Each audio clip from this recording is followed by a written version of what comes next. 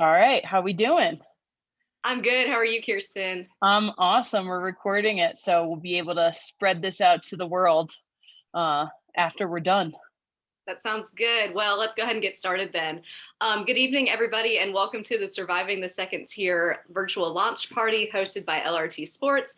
My name is Katie Lever, and I'm a former Division I athlete, current doctoral candidate, and longtime contributor to LRT Sports. Today, I'm celebrating the official release of my debut novel, Surviving the Second Tier. My novel discusses current issues in the college sports industry as a futuristic dystopia, and LRT Sports founder and CEO Kirsten Sayers is joining me to talk more about the overlap between our work, what we're doing to fix issues that affect college athletes, and cover more topics like sports writing, sports business, and college sports reform. We'll also take questions at the end, so post those using the Q&A feature and stick around until the end because we'll be giving away free LRT gear and signed books. So Kirsten and I are going to start with a broad overview of topics that our work addresses, and then we'll move on to audience Q&As and finally talk about those giveaways. So are you ready to get started, Kirsten? Let's do it. I'm super excited. I got my book right here. My Oh, that's signed awesome. copy too, Yes. Yeah, and I'm happy to sign the copies of the books that we give away for sure. Love that. Personalized messages too. We can do that. Why not? Let's do it. All right, so let's talk a little bit about our work in the college sports sphere and just the overlaps between our work. So, Kirsten, what are some issues in the college sports industry that you see from your vantage point? Yeah, I think that's a great question. I think, especially with name, image, and likeness turning around recently, which I'm super happy about. I think recruiting has been an issue long term, and then also I think another thing is transfer portal. I mean, man, transfer portal's been nuts recently. And then I think with COVID, just so many spots on teams have shrunk just because returning players and everything. So I think that is like a big thing with recruiting. And then, like I said, the name, image, and likeness stuff. But I think it was actually more problem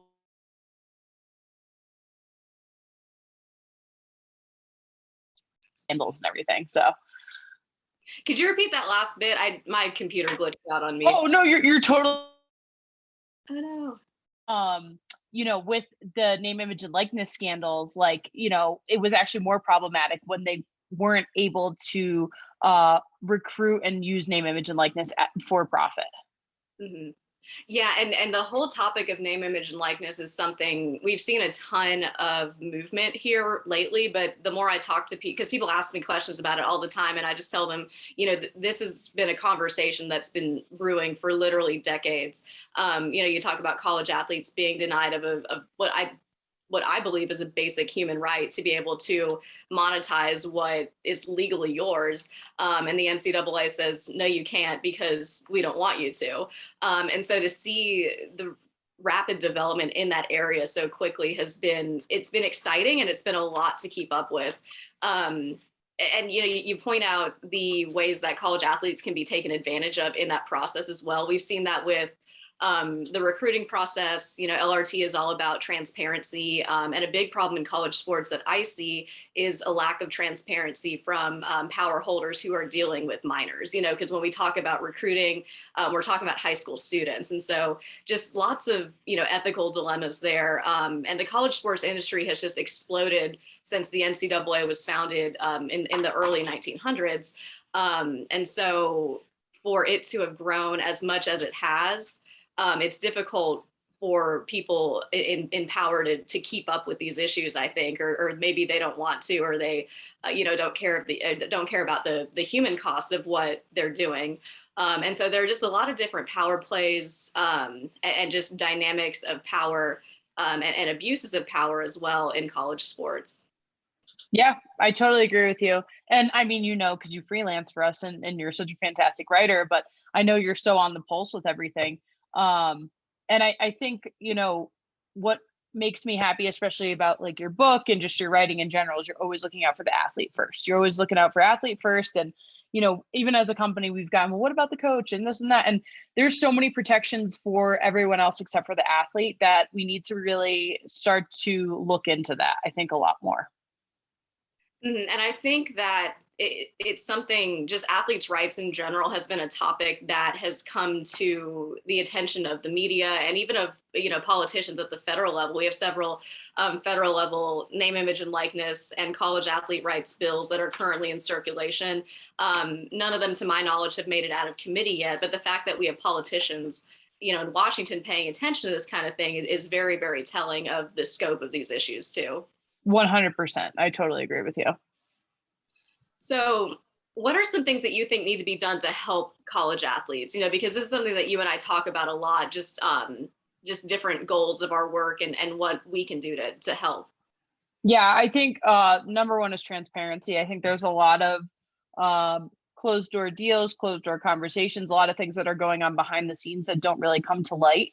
And I'm not talking about transparency when you're a coach self-reporting a minor issue with the NCAA. I'm talking about really big below the door open kind of conversations that we're not necessarily willing to have for whatever reason, probably because of money, unfortunately. But, I think at the end of the day, I think transparency is a huge thing. And I think what I said earlier, just like putting athletes first, you know what I mean? So what's your take on it? Yeah, I totally agree with the transparency thing. I think that a lot of these issues, like I mentioned earlier, start with the recruiting process and just the lack of, I think informed consent would be the right word, that college athletes have going into the process of signing with a school and, writing the national or signing their national letter of intent and all of that. Because, we can say, and this is something that I hear a lot is like, oh, this athlete signed up for this, so they shouldn't be complaining when their scholarship gets pulled, or they shouldn't be complaining when they're injured. And it's like, well, did they know what they were signing up for? Were they really given that full picture, or were they given, bits and pieces of what their coaches or their universities wanted them to hear? Did they get, the nice tour with the fancy facilities and nothing else? Because I was lucky enough that when I was in my recruiting process, I was, given access to the educational side of what I was getting into, because I wanted to make sure that I would use my degree. Right. And so I was lucky in that both of my parents were college athletes. And even though they were in a different NCAA than I was in, we knew that we had to focus on the degree first, because the odds of me becoming a professional runner were very slim. And it's not like professional runners get paid a ton of money anyway, and so we sort of knew what we were getting into. And I Yeah. think it's so important for, college athletes or prospective college athletes to know that as well. Yeah. And there's very few sports where you can make a living off of your sport. And then even on top of that, there's very few people that are fortunate enough to make that their career. So I completely agree with you on that, as you know. So why don't we talk about our mutual work and how LRT's work and my work ties into the change that we want to see? Yeah, I think that's a great point. So I think overall, I mean, when I reached out to you years ago now about your writing and everything else, the point of it all has remained true throughout the course of these years, and even since you've written your book. I got this here as a prop. So I think the big thing to note is that we're all for transparency, we're all for benefiting the college student athlete, and we're all for just overall just making the space more positive. I think a lot of issues arise within in college athletics and athletics in general, and certainly a lot of other industries, is because they're not nimble. They're not able to change quickly. Even with the NCAA rules, they still, I don't even think to this day, have any bylaws about social media or any dealings with that. So it's always in this like gray area, gray space. This athlete may be ineligible, they may be getting in trouble, we're not sure. And it's kind of, unfortunately, a lot of the times left into the eye of the beholder as far as like whomever is running the compliance at the school. And what's to say that this compliance officer agrees with the view of the rules as that compliance officer? So it does get a little dicey, I would say. But that's, I think, to the bigger point is like, those are points that we definitely agree on as far as our work. So I'll kind of let you take it from there. Yeah, as far as, especially with name, image, and likeness rules and just the way the NCAA has been so hands off about it, I feel like, it's really up to third parties to do a lot of education and to make sure that college athletes can navigate these new rules, because like you were saying, compliance departments vary in policy a lot. And it's on the onus of the college athlete to make sure that they're in compliance with the rules. The NCAA's Division I manual says that. So, even when college athletes are failed by stakeholders, you'll see college athletes predominantly bearing the brunt of those consequences. And so, yeah, I definitely think a huge part of that, and just keeping college athletes out of unnecessary trouble, is making sure that they're just aware of the rules and that they're aware of their of their responsibilities, and that we do everything that we can to keep them up to date. Yeah, 100% agree with you on that. Mm-hmm. And then Kirsten, you were a college athlete. Yes, I was. I played tennis and soccer at Skidmore College. Nice. Graduated in 2014. Mm-hmm. And what was that experience like for you? Yes, great question. So I had a situation where I was a recruited tennis athlete. And then I went through my whole freshman year. We won our league, made it to NCAAs. And then after that season, I ended up quitting. And, being a lifelong tennis player, that was a very difficult decision for me. But I had a situation where I didn't necessarily get along with my college coach. And, for me, the big thing was, I think, just, again, the lack of transparency between the recruiting process and when I actually finally stepped foot on campus. I fortunately loved my college, though, however, so I didn't really want to transfer. Never applied to transfer, anything like that, but I was a walk-on for soccer for my last 3 years. And I had a great time. Loved my coach, still talk to her to this day. And, I loved my team and everything else. So for me, that was what kind of transpired over my 4 years. But I know you have your own situation as well, so I'll let you talk about that. Yeah, I always love hearing different people's experiences in the NCAA, because as you know, I'm highly critical of the college sports industry, but I'm also a big fan of college sports. And I think that those two mindsets can coexist. There's definitely a tension there in being very critical of something that you love very much. But I also like to hear, that people have good experiences in college sports as well, because I really do believe in the positive and transformative aspects of sport. And so for me, I have such mixed experiences as a college athlete, because I had some of the best and worst times of my life as a college athlete. And those are, things that I talk about in my book, and things that we've talked about, with my freelancing and with LRT's mission and goals.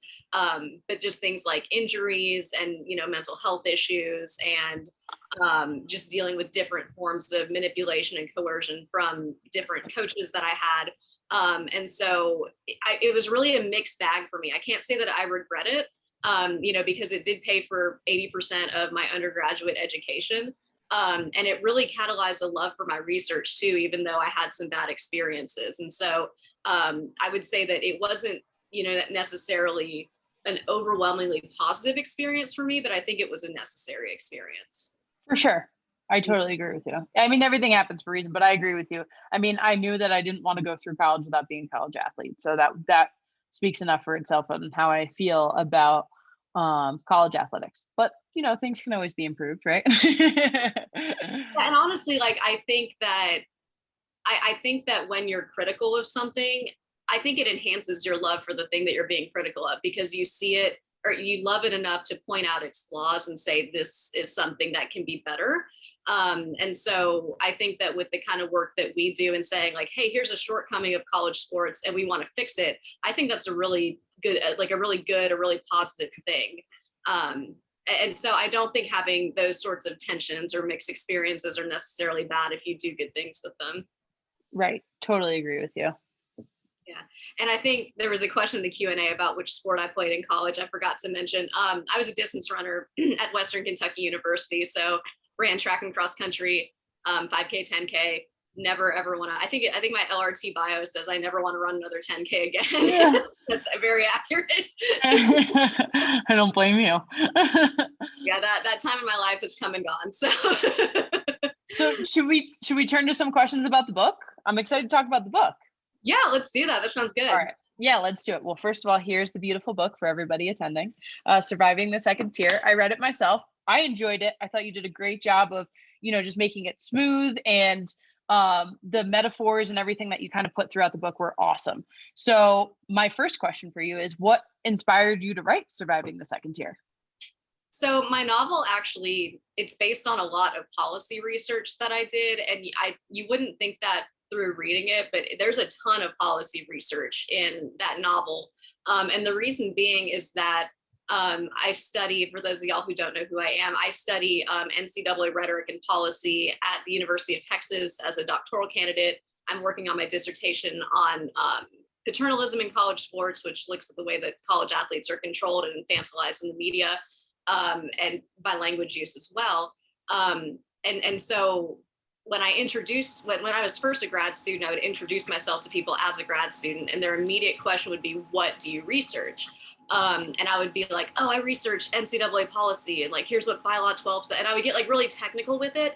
And I noticed that people were not as enamored with policy as I was for some reason. Like, I guess people don't read policy books for fun. Yeah. But I was so passionate about it that I really wanted to have these conversations with people and not bore them to tears. And so I thought, I've got to think of a better way to package this.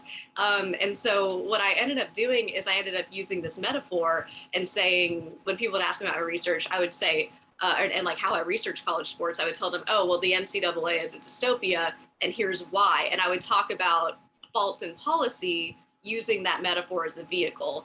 And it got to the point where I was just using that metaphor so often, and I was just saying it so flippantly, like, oh yeah, like this is common knowledge, when it really wasn't for people. People didn't know how bad it was, I don't think.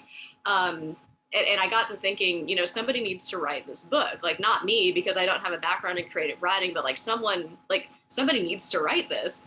And then I moved to Texas in 2018. I didn't really know anybody here. And so I needed an outlet, because I didn't have a ton to do when I first got here. I was like alone in my apartment, and I had all of these characters in my head, from thinking about that metaphor. And I was like, oh, what should I do with this plot point that I have? And how would I start this book if I were to write it? And it got to the point where I was lying awake at night, like just thinking about the book. And so I was like, if I don't write this down, I'm going to lose sleep, and like I'm just never going to fall asleep again. And so I just started like brain dumping onto a Word document so that I could gain some peace in my life again. And then at the end of my spring semester, the first year of my doctoral program, I had about 90 pages on this document, and I was like, this is a manuscript. Like I put all of this work into it. Like I really should do something with it. And that was essentially how it started. Awesome. Love that. So Sis is our big character in the book. And there's plenty of other great characters. I don't want to spoil it for people, but she faces so many different trials along the way: mental health, injuries, job searching, everything, moving, just everything that you could possibly imagine, insecurities, trying to be a perfectionist, feeling like, oh, I need to take on all of these different things and be great at all of them, GPA, everything else. So this is a very relatable character to anybody that is a current or former college student athlete, anybody that's been around college student athletes. So I guess my question is, how easy or difficult was it to write this character and kind of, take parts of your own self and kind of reflect on your own self, as well as experiences of other people that you kind of were involved with or saw from the outside? Mm-hmm. Yeah, it came pretty naturally to me. And I think that was because of a combination of my experience and the research that I had been doing, because I knew what my talking points were. Like I knew, these are the big issues. These are the things that I need to include in this manuscript. And so drafting it, and figuring out what I wanted to talk about and how I wanted to present my characters wasn't too difficult. What was really hard was the editing process, because I had so much that I wanted to include. And the book is pretty long, it's a fairly long read. But like there is so much. Yeah. My prop. But yeah, like there was so much that I had to cut out, and so many things that I just could not include for the sake of space. And so actually, coming up with the characters was not hard, because, all of the characters in my book, I either was like that as a college athlete or I knew college athletes like them. And so I just had to reflect on my experience and the issues that I knew about through that and through my research. It was, figuring out which ones were the most salient and which ones to include and to not include. Because like I could write a whole other book about the things that I didn't include in this one. But yeah, it was a really fun, really difficult process, and I Yeah. absolutely would do it again. Awesome. And then my next question to you is, so, you and I have been out of the college athletics game for a little bit as far as actually physically stepping foot on the field. But for current college athletes, how do you find that they could relate to this book, especially on a daily basis? And what do you think majorly has changed the most since you and I played college athletics? So to answer the second part first, I think the biggest change has been name, image, and likeness rights. I think, that's pretty low hanging fruit, but it's very, even in, the 6 or 8 months that we've had name, image, and likeness, it's just provided a major change for college sports as an industry and also to college athletes. It's certainly not enough when we talk about college sports reform, but I remember, as a college athlete, I would have to turn down offer, like parents would ask me, Katie, can you coach my daughter? I'll pay you $100 for the weekend. And I'd have to be like, no, sorry, I can't do that because of NCAA rules. But now athletes do that. And so that has honestly been a really big change. And I'm so sorry. Can you repeat the first part of the question? Because I was so excited to get to that point. Oh, you're totally good. The first part, I kind of threw the second part in on you, but the first part was just talking about how, college athletes today could really relate to your book as far as just everything that all the characters kind of faced. Yeah, I think, unfortunately, I think a lot of college athletes might be able to relate to some of the themes. And not all of them are bad. Like, it's not like a doom and gloom, like, everything is terrible dystopia. But, there are some darker themes like chronic injuries and just the bodily effects of that. We talked about mental health and how college athletes are really discouraged from taking care of themselves mentally, just because of sports culture and the pressure to perform. Perfectionism, I think, is a huge one. I was such a perfectionist, and I'm still a perfectionist, but I was a really bad perfectionist as a college athlete, to the point where I was grinding my body to the bone, trying to win as much as possible. And I mean, I still have long-term ramifications from that. I have a recurring hip injury that just does not go away. Subpar healthcare is another one that a lot of people maybe don't associate with college athletics, because there's this huge myth that college athletes have great healthcare, and that may be true at some programs, but especially at the mid-major level, sometimes there just aren't resources available. So Right. When I was a distance runner in college, we had one trainer for our entire track team. And that trainer would also work other sports. And so as a result, the trainer is overworked, and the athletes are also undertreated. And so that's just not a great dynamic to have, especially when you're trying to perform at your peak levels.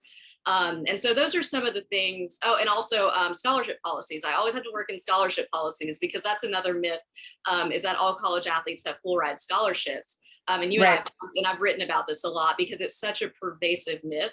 But most college athletes actually don't have full ride scholarships. And most of the time, they're not guaranteed for 4 years. They're called renewable scholarships. And so they expire at the end of the academic year, and they're renewed usually based on performance or based on budget cuts and all kinds of things outside of the athlete's control. And so those were all things that I thought, college athletes could relate to on more of the struggle side.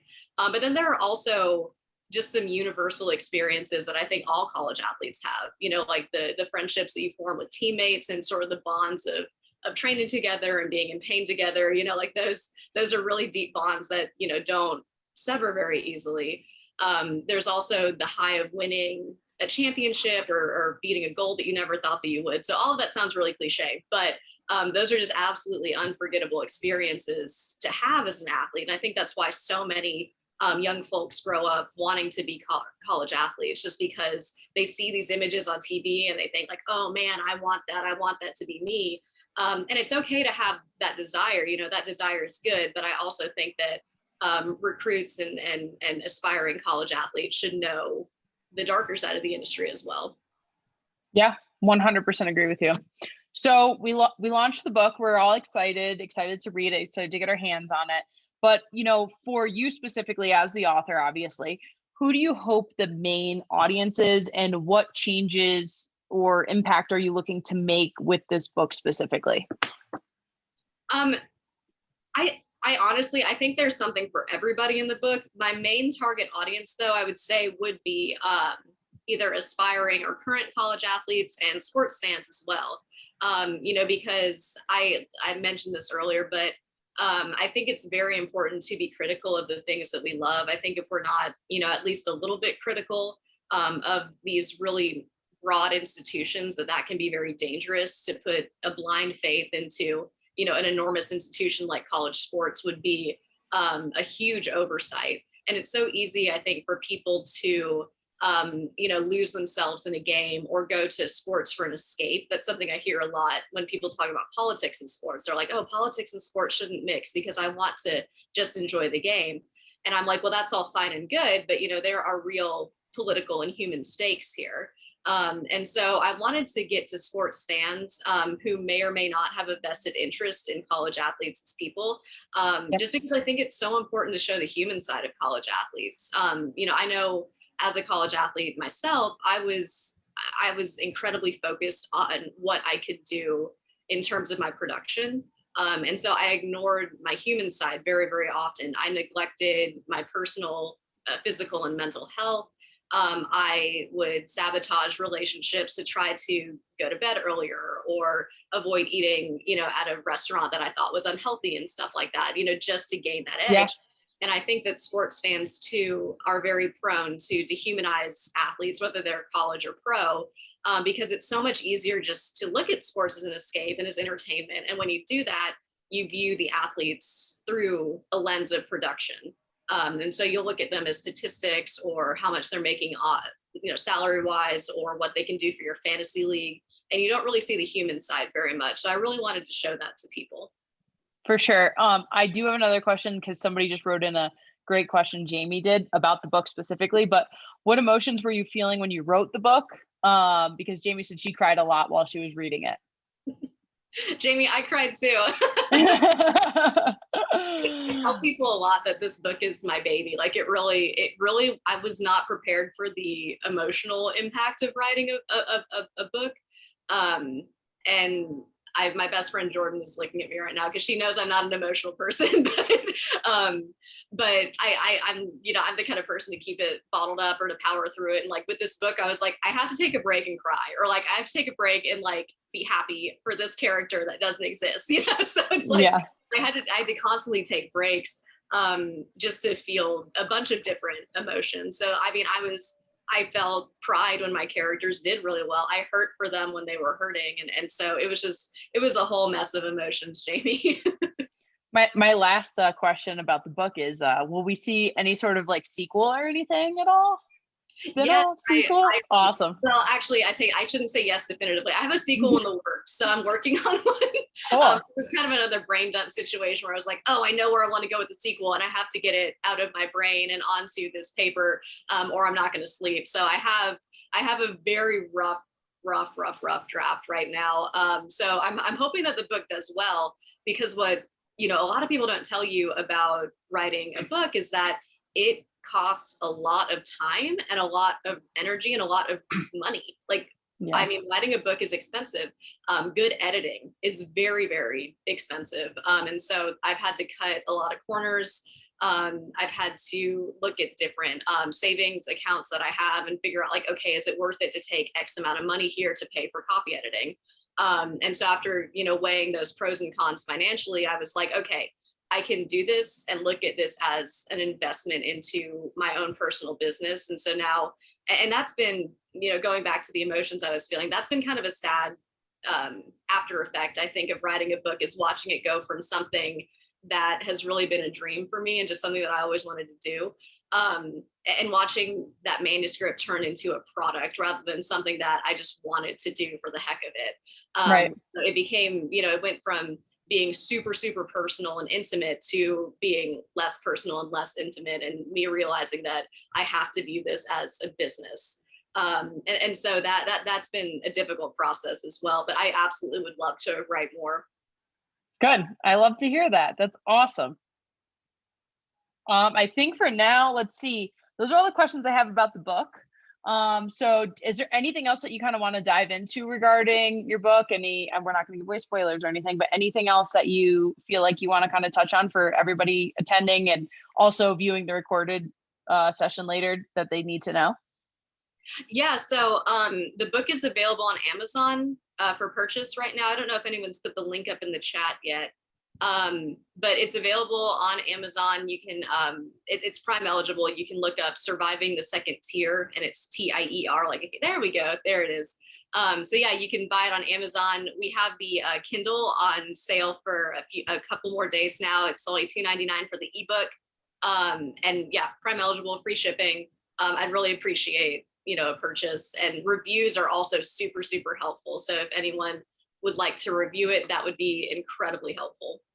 Awesome. Love that. So I just put the link in the chat, so we should be good to go on that. And like Katie said, a little bit of a discount, which we love to hear. Also, I just want to make a quick note before we move on to anything else. It's confusing because I have 2-a-days on. And we're promoting it as LRT Sports, but as of midnight tonight, we should be switching our name from LRT Sports to 2-a-days. So for anybody watching, that's a nice little change for the company. So just thought I'd note that, because like I said, you're going to be seeing 2-a-days and LRT Sports, because this is probably the last thing that we're going to do with LRT Sports brand. Oh, that's happy and sad at the same time. Yeah, I know. I totally agree with you. Yeah, I'm personally excited about it because we're, kind of we're shedding our skin, I should say. So we're, on to bigger and better things. But of course, always bittersweet to kind of have a situation where you're saying goodbye to your baby in a sense, which I'm sure you'll feel the same way when you write your next book, Oh yeah, yeah. And I'm honored to send LRT out with this event. That means so much to me, because LRT has done so many incredible things for me. Kirsten, you were the first person to give my freelancing a shot. We met randomly on a Facebook page, I think. Yeah, I was doing that, or Twitter or something. Yeah. I was blogging at the time, and I was blogging about NCAA policy. And again, like, I guess some people just don't read NCAA policy books for fun, because my blog wasn't really getting anywhere. And then I posted some of my work to, I think it was like a college athlete parents page somewhere. Yeah. And I was like, hey, I think some people might be interested in this. And then you messaged me and you're like, hey, do you want to write a story? And I was like, okay, sure. And it's probably been one of the best decisions I've ever made, was to say yes to them. I'm happy to hear that. I love that. And even like reading the little inscription that you wrote on the book and everything got me all excited and teary-eyed. But I think the best thing about your writing is, a lot of us have rants, but you have such well thought out, they're not rants, if you want to call them diatribes, soliloquies, whatever it may be, but you're so well thought out with those thoughts, and you're not going to say something if you haven't done the research and all of the put all the time into actually understanding, okay, I'm going to say this is a metaphor, but I'm somebody can ask me 100 questions on why I think it's a metaphor or why it's a dystopia or whatever it may be, and you're going to know the answer to it. So that's what I liked about your writing the most. And to your point, one of the best decisions I've made as far as having you write for us is we're years later now with a book launch and a PhD in the works. And it's just been so awesome to see all of this. So I'm super excited to help spread the word on this. And of course, everybody at LRT Sports is super excited for you. But anything else that you want to dive into? I mean, this is your show, so you tell me anything else you want to talk about or dive into. Yeah, I mean, I think we've covered all the bases. We do have some audience Q&As if you want to get to those. Yeah, for sure. I'll kind of let you pick and choose which ones you want to dive into. Like I said, this is about you, not me. So everybody's wants to hear your answers. Okay, cool. Yeah, we have. Okay, so Anthony wants to know what school or schools and what sports did your parents play? So my both my grandpa and my mom also competed for Western Kentucky. My grandpa was a football player, and my mom was also a distance runner, and my dad shot rifle at the Citadel. So different, like, and my dad's also he's also a pretty serious cyclist as well, so I had the endurance genes, which makes sense. But yeah, we've always been, you know, a really active family, big college sports fans. And my mom and my grandpa were really good about not pressuring me into committing to Western. They let that be my own decision. So and I have a lot of love for that school. Love that. And then Let's see. we have Jamie has such good questions. I love these. So there are a few from Jamie. And then we got one from Chloe too. Oh, cool. Yeah, I see Chloe's now too. So I'm going to get to that first one from Jamie. Can you talk more about athletes' fears of speaking up when something is wrong, not just pushing your body to the max, but legitimately hiding injuries? Kirsten, do you have insight on that one? Yeah, I mean, I think it's an issue across the board. I would even say probably into professional sports, especially because they're getting paid to do that. But since we're in the NCAA and not getting paid to do it, it obviously makes it a little bit more controversial. I mean, nobody should ever really feel like they have to hide an injury, especially if it's something that can get worse. And this is, you know, mental and physical injuries alike. But I think, you know, for us at LRT Sports / two-a-days, that's the bread and butter for us is helping athletes be able to share their voice, whether it's through blogging or ratings or whatever else it may be. And we've talked to plenty of athletes who felt like they wanted to share their story, but they didn't want to say their name, or they were really concerned about a coach finding something out that they had said, or whatever else it may be. So I think overall, we need to create a space where athletes and honestly anybody, even coaches, speaking up to you know, the athletic department or the school overall. We need to be able to have an open line of communication on things. And I know that's not always easy, but things get a lot worse when you're not being honest with one another. So you know, I think for athletes, they just need to, of course, put themselves first, and especially when it comes to injuries and things. But if you don't feel like you're in a safe environment to be able to speak up, I'm not saying go and tell your coach exactly how you feel if you're not feeling safe, but trying to find a way that you can do it in a safe way and use different outlets to do that is, I think, extremely important. But Katie, I'll kind of let you talk on that as well. Yeah, I think it's really important to mention, you know, that you have athletes who come to you saying, I want to tell my story, but I don't want to put my name on it. That is so sad to me, but it's such a common dynamic. Whenever I interview college athletes for any of my articles, I always ask them, would you like to remain anonymous? And it's something that I feel very ethically driven to ask, just because there is so much pressure on the athletes to make sure that they're you know, they're pleasing their coaches, or they're representing their university well, and anything that could potentially, you know, be interpreted against any of that can be used against the athlete. And we've talked a bit about scholarship policies as well. And it is surprisingly easy for a coach to pull an athlete scholarship.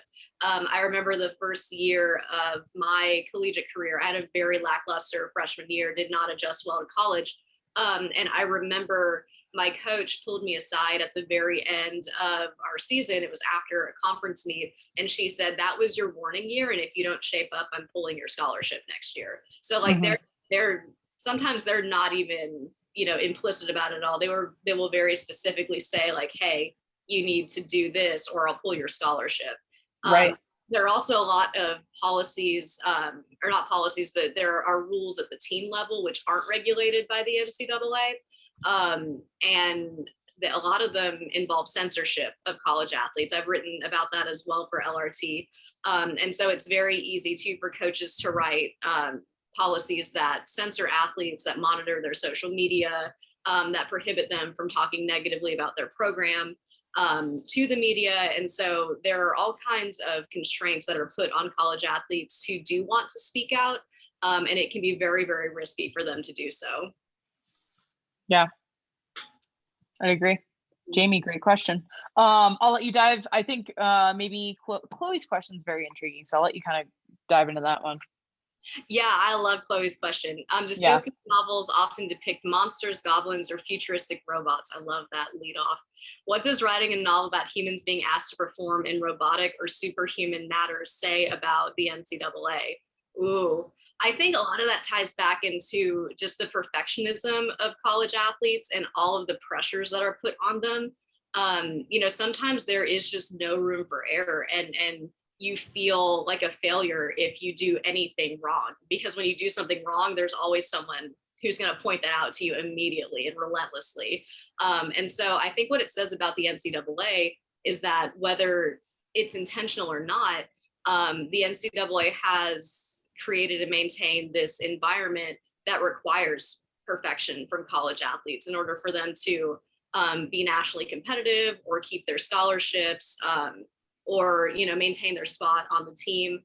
So I think it says a lot about perfectionism in college sports and just the incredible pressures that college athletes are under. Great question. Awesome. Yeah, I love that question as well. And then we got two more. They're both Jamie, so I'll let you pick which one of her questions you like better. Let's do, what advice do you have for other aspiring writers? That's a great question. I think I have a couple. So first of all, is to not expect a bunch of success overnight. To become a writer, and I use that kind of loosely just because I'm not like a salaried writer, but I do freelance and I do research and things like that. But you have to take time to build a portfolio, create relationships with people, demonstrate your work, do a lot of free work, and so that does not happen overnight. And it's just really important to just to understand that and to be able to push through the disappointment of being rejected, because that's another thing. Like, people are not shy about telling you that they hate your writing. Like, people will tell you this sucks or you're stupid. And I'm just like, okay, Chad, cool. Tell me more. But like, you have to be okay with that. And you have to have thick skin and just be able to brush that off and move on, and just take the time and chip away at your reputation and platform as a writer. And another piece of advice that I give writers is just put yourself out there. Like, if you blog, make sure that you're posting about it on social media. Like, make sure you're promoting it as much as possible, because that was how I got started with LRT. I was just like, hey, I've got stuff that I think people might be interested in. Are you interested? And I eventually found somebody who was, so it was not overnight. I probably spent at least 6 months or so writing to basically a non-audience and trying to figure out, like, what am I doing wrong, before I decided to, like, hey, maybe I should promote myself and see what happens. And so, yeah, I would just say to put yourself out there, because the worst that people are going to say is, I'm not interested in this, or, this is the wrong audience. Yeah. And you get used to the no's very quickly. Yeah, like, the first couple sting a little, we're not gonna lie, but well, it's so funny because, like, what a lot of people don't understand about book writing too is that it's not a matter of, like, okay, you write a draft and then you get edits and you write a final draft and then you're done. It's like, no, you write a first draft that may or may not even be a complete story. You do developmental editing where your editor, and my editors were all fantastic, but like, they will tear your manuscript apart, and that's what you want them to do. So like, you do developmental editing to round out your story and make sure that everything makes sense. Then you go through several rounds of test reading, and the test readers will do the same thing. Hopefully they'll be relentless with you, and they'll say, like, hey, I didn't like this part and here's why, and you need to fix it. And then once you get everything airtight, you do copy editing. That's another, like, tearing your manuscript apart. Then you do another multiple rounds of test reading, then proofreading, and then, hopefully you'll be done at that point. So it takes a long time, and you will receive a ton of criticism. And it cracks me up because some of my nicer test readers would be like, Katie, I hope this doesn't hurt your feelings, but here's my feedback. I'm like, it's literally impossible to hurt my feelings about this book. Like, there is nothing you can tell me that I have not already been told. So yeah, you also have to have kind of a thick skin if you want to be a writer. 100%. But same goes for being a college athlete, or, athlete of any level. You have to be able to adapt and have criticism and everything else. We got a question from Tyler that just got in there too. If you want to kind of dive into that. Yeah, let's talk about that question. When writing something like this that talks about the reality of being an NCAA athlete, including things that coaches, et cetera, might not want people to know, did you face any kind of backlash from any teams, coaches, the NCAA, et cetera, even though specific names and team names were left out? Actually have not received any specific backlash or like any cease and desists or anything.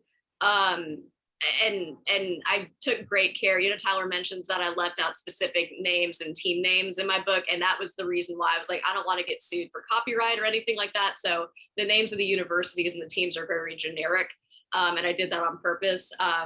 But something, in a broader sense with just writing and posting about, my freelance stuff on Twitter, like I said, like I get people who will just slide into my DMs and say, you're stupid. It's like, okay, like, I don't know what you want me to do with that, Steve, but I'm pretty sure we've gotten into some Twitter battles even together at some point, so I get it. I found too, if you write about women's sports or if you criticize college football, that is when people will like come out of the wood and they will just like, they will tear you up for that. Like I wrote an article, and it wasn't for LRC, but it was for I think it was for Fanside. I wrote an article about competitive balance in college sports and how it doesn't exist. And I used the University of Alabama football team as an example. Oh man, I had so many people coming for me over that article. It was insane. So yeah, I mean, I haven't faced any backlash from, any institutions or anything, but yeah, I've learned, I know how to trigger people. Yeah, for sure. I actually, Jamie's last question, it's just sitting there, so we got to answer it because I feel like it's also very compelling. So let's kind of dive into that one as well. Yeah, in the book, you chose one sport where male and female athletes compete against each other as equals. Why did you choose to do so? That is a great question. I did that symbolically because I wanted to illustrate the ways that male and female athletes in the NCAA have to compete against each other for resources. And like we saw this last year with March Madness, just how Sedona Prince posted the TikTok of the difference in resources that men and women had and how the women had to go onto social media and get their voices heard and fight to get access to what the men already had.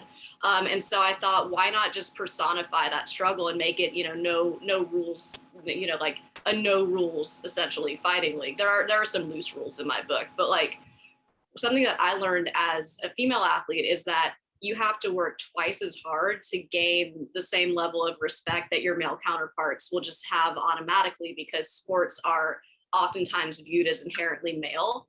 And it can be a big struggle for female athletes to find their place in athletic spaces and to just to have their voices heard and to have equal treatment and equal access.